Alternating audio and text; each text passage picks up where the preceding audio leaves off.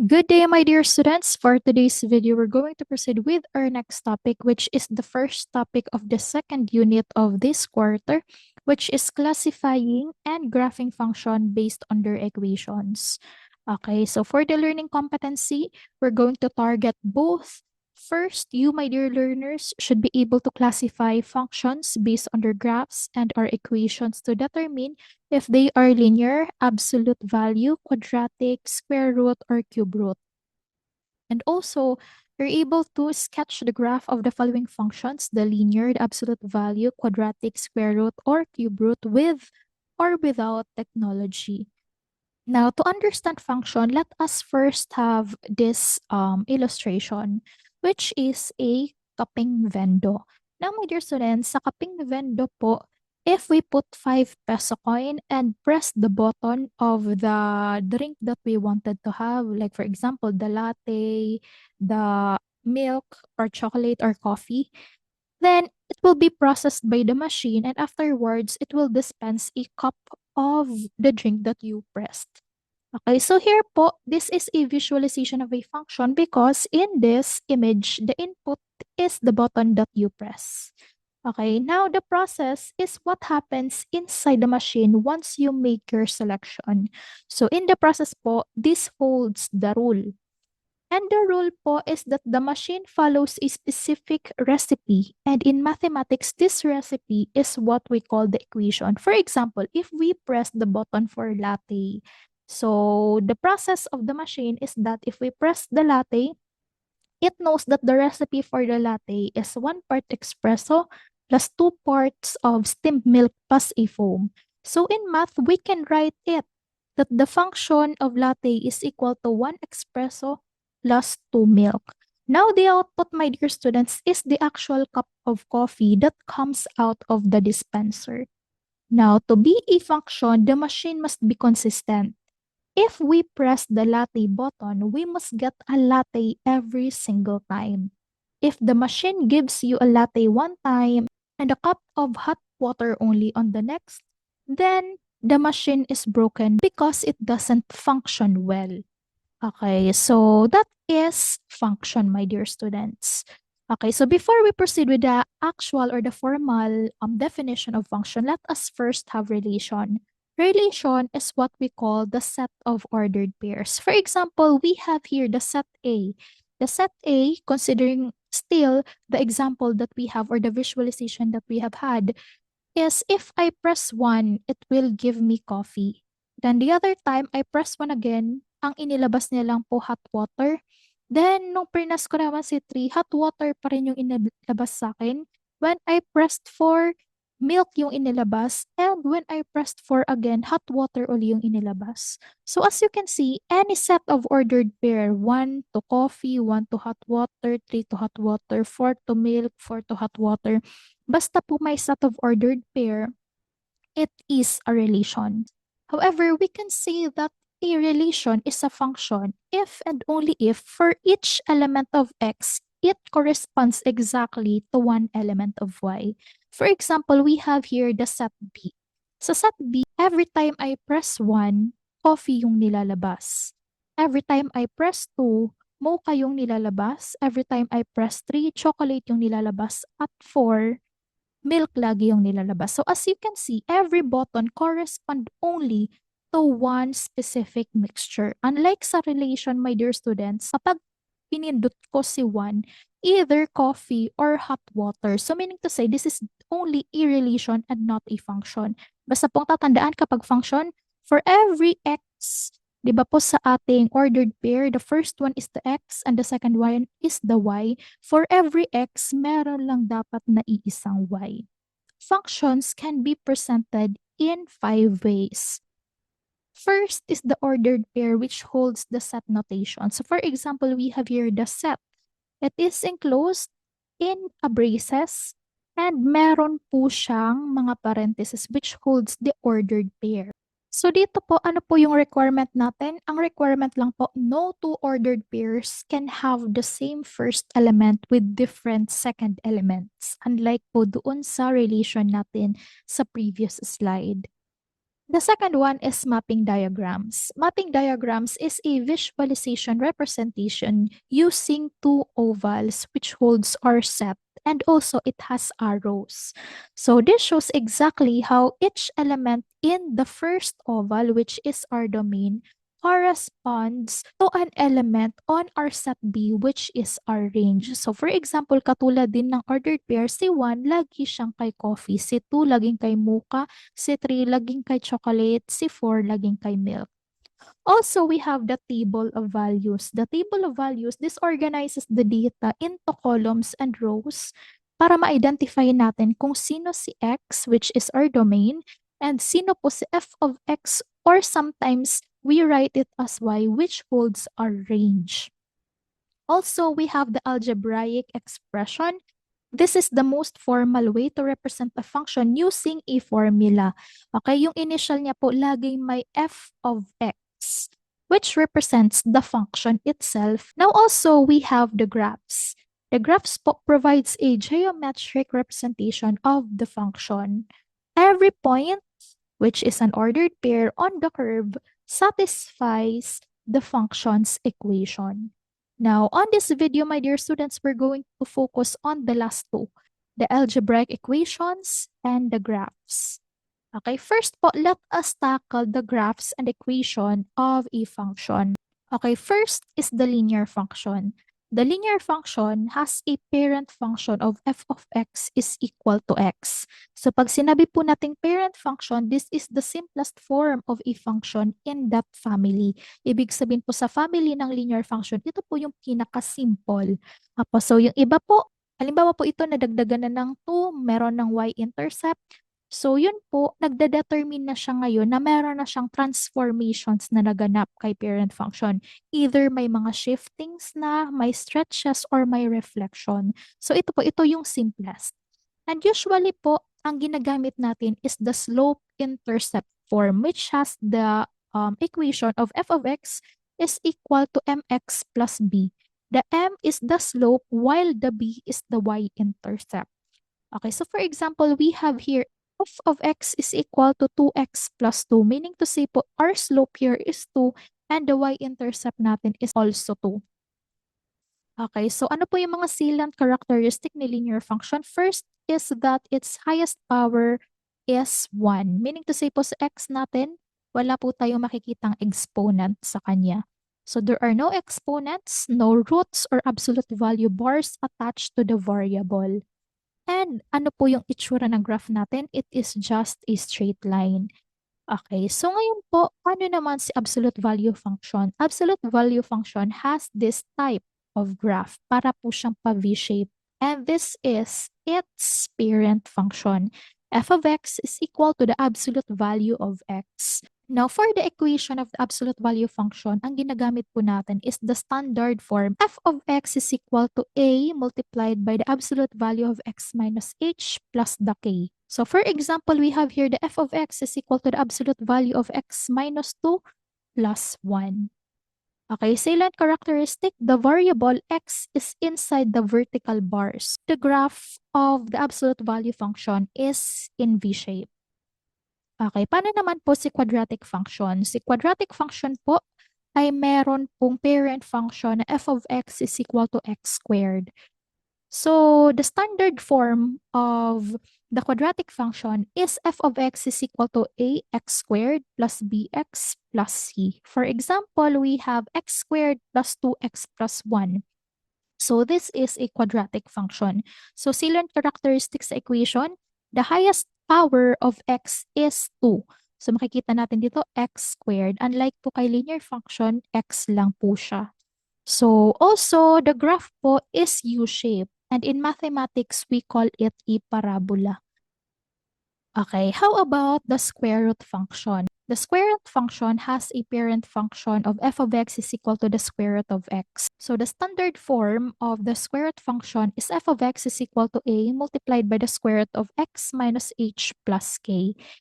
Si h and k po, my dear students, ito naman po yung nagde-determine this time sa atin ng endpoint po natin, or other references call it as the starting point ng graph ng square root function. And also A, this holds the direction of a function. Kung nasa upward position po ba siya or nasa downward position. Example, we have here the f of x is equal to the square root of x minus 1 plus 3. So mamaya po ma-identify natin kung paano sila ginagamit. Okay, so salient characteristic, the variable x is under a square root. And for the graph po, it has a half of parabola wherein its opening is in the side. Okay, how about the cube root function? The cube root function po has a parent function of f of x is equal to the cube root of x. So, ganito naman po yung itsura ng cube root function. Now, the standard form of a cube root function is f of x is equal to a, the cube root of x minus h plus the k. For example, we have the cube root of x plus 2 plus 1. Okay, salient characteristic of the cube root function's equation. The variable x is under a cube root. So, for the graph, meron po tayong S-shape dito. So, my dear students, I want you to remember that when we are dealing with equation, we can actually identify if an equation is a function or not a function based on its y. So, hindi po siya function if si y po has an even exponent and also y is inside the absolute value.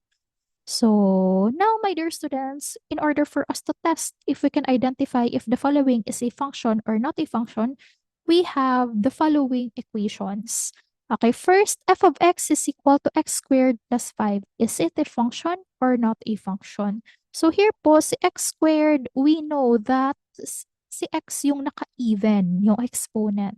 Dapat po para maging not a function, kailangan daw po si y yung may even exponent. So this is a function. What type of function? Alam natin na this is quadratic function.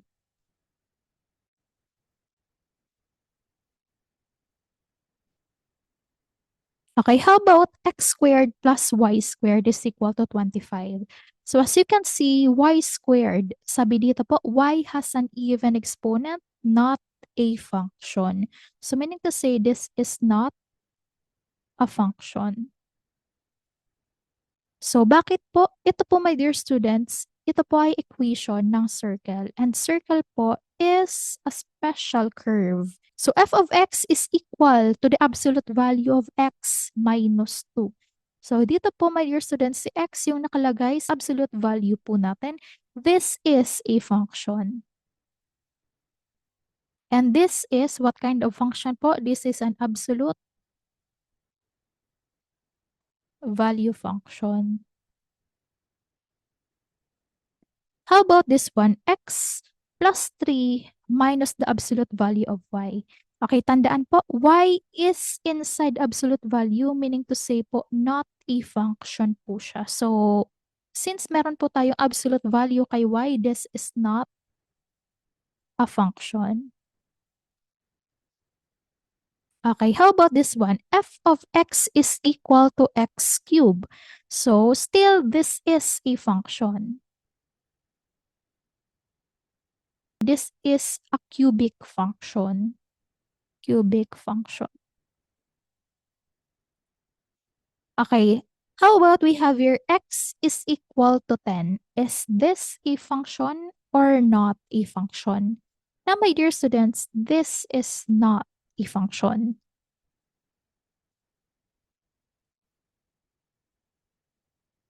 Because if we complete a table of values, suppose we have the column for x for our input and the column of y for our output.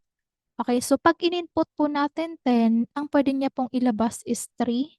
Now, pag in-input ko ulit si 10, pwede po ang kalabasan niya is 4. Pwede pong any number, pwedeng maging 0. So, kung titingnan po natin, iisa po si value of our x. Now, it corresponds to many y. So, therefore, this is not a function. Pero po, my dear students, halimbawa kung yung question is y is equal to 10, so this is a function. Now, what if we have x raised to 4 plus y raised to 3 plus 7 is equal to 0? Is it a function or not a function? Ngayon pang titignan lang natin si y lagi. So, si y natin naka-raise siya sa 3 and 3 is an odd number. So, therefore, this is a function. Now, how about for the graph? So, a graph is not a function when it fails the vertical line test. So, paano po natin madadetermine if it fails the vertical line test? If you can draw any vertical line that touches the graph at more than one point, the graph is not a function. Ibig sabihin po nito, dapat nasa one point lang. Minute po ni vertical line sa graph of a function at one point only in order for it to be a function. Kapag two or more, it is not a function. So for example, we have this activity. Determine if the following graph is a function or not a function. So first po is this one. This is a linear function. So try natin by the vertical line test. Okay, so minute niya lang po at one point, meaning to say this is a function. Okay, so ito alam natin that this is an absolute value function, pero itry pa rin natin i-test using the vertical line test. So let us draw a vertical line. So minute niya rin po in one point lang. So therefore, this is a function. Okay, how about si parabola natin? We know that this is quadratic function. So kapag nag-vertical line test tayo, minute niya lang si parabola in one point, this is a function. Okay, how about this one? This is a circle. Di ba po kanina meron tayong formula of a circle which is x squared plus y squared plus 5. So ito po yung graph niya. Okay, so alam natin with an equation just by looking at its y na naka-square, that is not a function. So paano naman po pag grinaph natin si circle and let's try to test it using a vertical line test. So makikita po natin, nag-meet po siya into 2 points. Meaning to say, circle is not a function. Okay, how about this one? This is what we call the hyperbola. Okay, so sa hyperbola po, let us draw a vertical line test.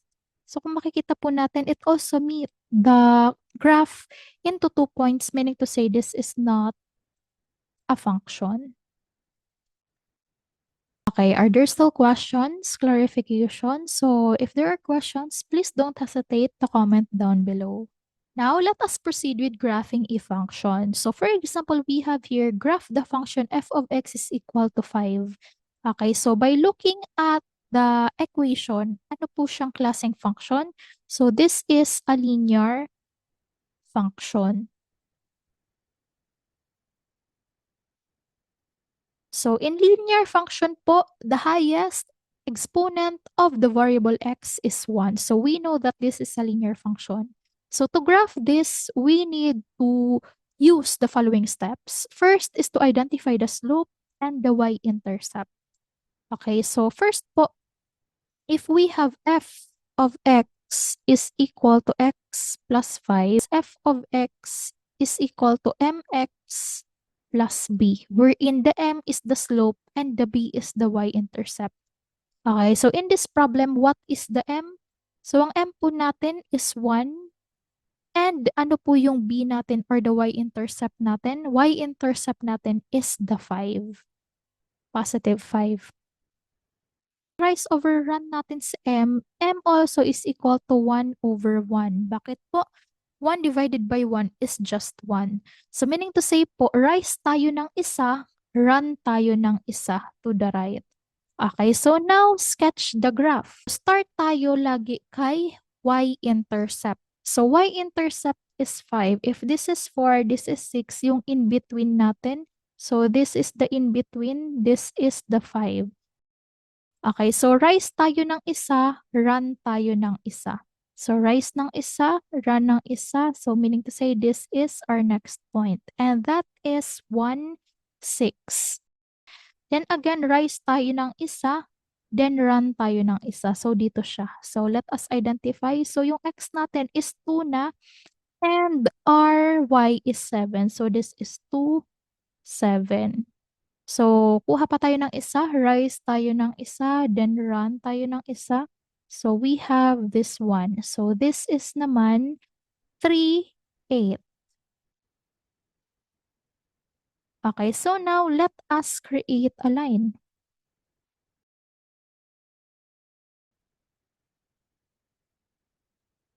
So meaning to say po, this is the graph for the f of x is equal to x plus 5.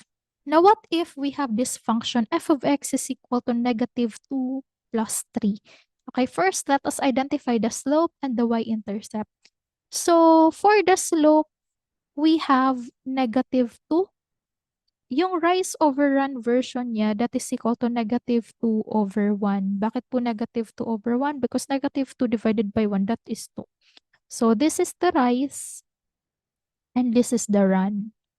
Okay, and what is our y-intercept? Our y-intercept is positive 3. So if this is the 2, this is the 4, yung in between niya, that is 3. So our y-intercept is 0, 3. Now, yung rise natin, since this is negative, ibig sabihin downward tayo, okay? Downward tayo, so that is 1, 2, then run tayo, pa-right pa rin naman tayo, so dito po tayo. From 1, 1, let us go down twice again, 1, 2, and run tayo ng isa. So this will be the graph for the f of x is equal to negative 2x plus 3. So ano po my dear students yung mapapansin niyo sa graph? Kanina pong positive, nagre-raise siya from the left to right.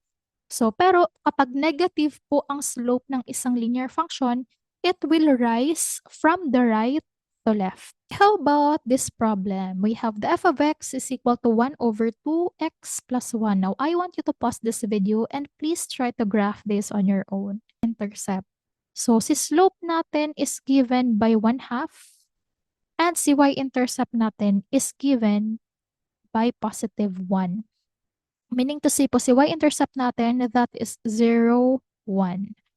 Okay, so now graphing it, we will start at the y-intercept which is 0, 1. So this is where 0, 1 lies. And si 1 half po natin, this is the rise. So rise tayo ng isa, then run tayo ng dalawa. Okay, so rise ng isa, run ng dalawa. So we have 1, 2. So we know na this is our second point. Now, rise ng isa, run ng dalawa. 1, 2. At kung gusto pa nating dagdagan, rise ng isa, run ng dalawa. 1, 2. Okay, so now connecting the dots, we will have this graph which is f of x is equal to 1 half x plus 1. So paano naman po if we have this function f of x is equal to the absolute value of x minus 3 plus 2. So as you can see, this is an absolute value function. Alam natin that the standard form of an absolute value function is f of x is equal to a, the absolute value of x minus the h plus the k. So sabi natin, di ba, the vertex is hk. So meaning to say po, number 1, the vertex, the h of this problem is 3. So we know that this is 3. And si k natin, that is positive 2. Now, the slope daw po is the rise over run pa rin. Pero this time, ang slope po natin is not the m, but the a. Si a din po ang nag-identify ng direction ng ating graph. Kapag a is greater than 0, that is upward. Kapag si a is negative, that is opening downward. Okay, so for the second step, what is our a? So ang a po natin, that is equal to 1. It is positive, meaning to say po, it is upward. And ito pong slope natin, that is rise over run. So 1 divided by 1, that is 1. So this is rise. And this is the run. Okay, so let us first graph the vertex of 3, 2. So we have positive 3 and 2. Now, moving to our slope, which is rise over run, that is rise ng isa, run ng isa. So rise tayo ng isa, run ng isa. So we have 1 and 1. This will give me 5, 4. In an absolute value function po, kung ano yung ginawa natin dito sa side na ito, kailangan pong gawin din natin dun sa kabilang side. So meaning to say po, we're going to rise once and move to the left this time once then. So we have 1 and 1. So this will give me and move upwards 1 and another 1. Okay, so now let us connect. So let us put arrowheads para alam po natin that the graph extends infinitely. Function f of x is equal to the absolute value of x minus 3 plus 2. This is our graph for this function. Now, what if we have this function f of x is equal to negative 2, the absolute value of x plus 1 plus 5? So I want you to pause this video and please try to answer this on your own. Okay, so here po, the function is negative 2, the absolute value of x plus 1 plus 5. We know that this is absolute value function.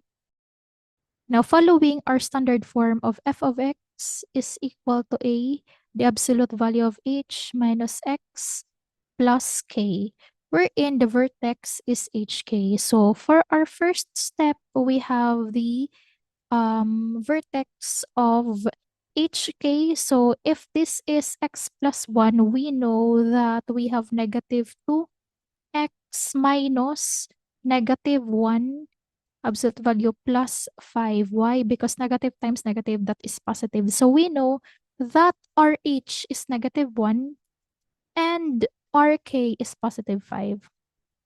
Okay, so the slope is negative 2. So our slope is equal to negative 2, wherein if we will write it in rise over run format, that this is the rise. And since that is negative, meaning to say, instead of upward, yung movement po natin is downward. And yung run po natin is 1 both to the left and to the right. Okay, now let us sketch the graph. Okay, let us start with negative 1, 5. So this is negative 1. Then let us move upwards by 5 in y. So nandito po yung 1, 5. So yung next po natin is downward tayo ng 2, then move tayo ng 1 to the right. So we have 1, 2, and then 1. Then another 2, 1, 2, then 1. Natin dito sa right side, yun din po yung gagawin natin sa left side. So this will be 1, 2, then move tayo to the left ng 1. And another 2 downwards, 1, 2, and then 1 movement. So, okay, so finally, let us connect. So my dear students, this is our graph for the function negative 2, the absolute value of x plus 1 plus 5.